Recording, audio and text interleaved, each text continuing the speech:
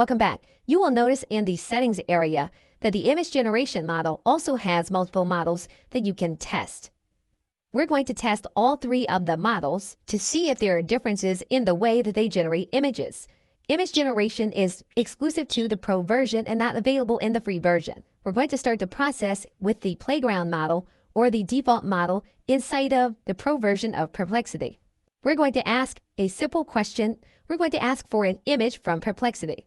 When you come to the Home tab and you put in your query, one of the things you're going to notice is that the model will typically tell you that this is not something that it can do, which is generate an image. The image generation area will then come up on the right side here. And so what you'll need to do is you'll need to then go to this area in order to generate an image.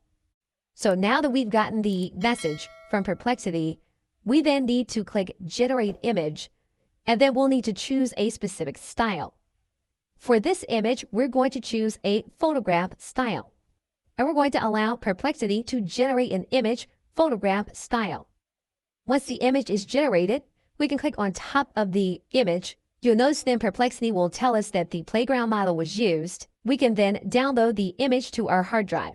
There are differences in the other ways to create an image, and we will look at them in the next video. Okay, so with that, thanks, and I will see you in the next video.